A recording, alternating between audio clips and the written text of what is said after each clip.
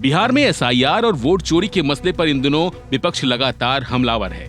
इसी मुद्दे को लेकर राहुल गांधी ने तो चुनाव आयोग को ही कटघरे में खड़ा कर दिया। हालात ये बन गए कि मामले की सफाई देने के लिए खुद मुख्य चुनाव आयुक्त को प्रेस कॉन्फ्रेंस करनी पड़ी और अब राहुल गांधी वोट चोरी को लेकर बिहार में यात्रा पर निकल रहे हैं, जिसमें वो लगातार जनता से मिल रहे हैं और उनसे बातचीत कर रहे हैं। बताओ, जनता को बताओ आपके साथ क्या हुआ। मेरा नाम वोटर लिस्ट में काट दिया गया है और मैं अगला लोकसभा में भी वोट दिया हूं और पोलिंग एजेंट रहा हूं। तो मैं लोकसभा में पोलिंग एजेंट भी था और मेरा नाम सुबोध कुमार, पिता से स्वर्गीय श्यामली सिंह हुआ। मैं महरथ ग्राम का निवासी हूं, खेती करता हूं। ऐसे बिहार में लाखों लोग हैं जिन्होंने वोट दिया, वोटर लिस्ट में नाम था और उनका नाम वोटर लिस्ट से काट दिया गया। एक तरफ राहुल गांधी सड़क पर सरकार को घेरने की पूरी रणनीति बना रहे हैं, तो वहीं दूसरी तरफ सदन में प्रियंका गांधी ने मोर्चा संभाल रखा है, जहां वो लगातार इसी मुद्दे को लेकर संसद परिसर में प्रदर्शन करती नजर आई हैं।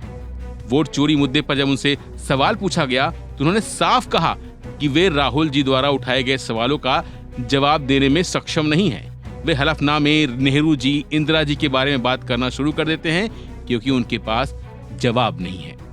ये जो वोट चोरी का पूरा मुद्दा है, इसके बारे में बात करें, समझाएं जनता को। अगर ये सच नहीं है तो बताएं जनता को। राहुल जी पर बहुत हमले हो रहे हैं, कह रहे हैं कि वो हंगामा क्रिएट कर रहे हैं। राहुल जी किसी हमले से नहीं डरते, सह लेंगे सब कुछ और लड़ते रहेंगे, बिल्कुल पीछे नहीं हटेंगे। आज यहाँ पे कहा लोगों ने कि शपथ ले ले तो फिर जांच होगी। कैसा शपथ?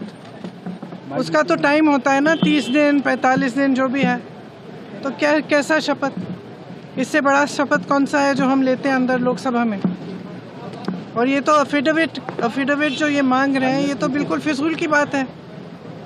जैसे ही अफिडेविट आएगा वो बोलेंगे कि 45 दिनों के बाद दिया है तो ये उसको रद्द कर देंगे। तो ये सब सॉरी, लेकिन ये सब बकवास है। सच्चाई उनके सामने है, सबके सामने है। सच्चाई का जवाब दें। ये सब क्यों हुआ? 100 लोग जीरो एड्रेस पे क्यों हैं?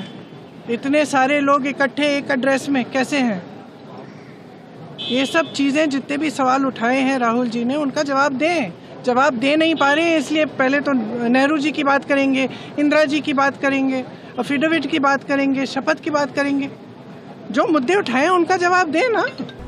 कुल मिलाकर इस बार कांग्रेस ने अपनी स्ट्रेटेजी बदल दी है और इसी का नतीजा है कि अब भाई बहन की ये जोड़ी सरकार के लिए मुसीबत बन गई है, जो हर मुद्दे पर सरकार से सीधे भिड़ रही है। फिलहाल के लिए बस इतना ही। बाकी अपडेट के लिए बने रहिए वन इंडिया हिंदी के साथ। Subscribe to One India and never miss an update. Download the One India app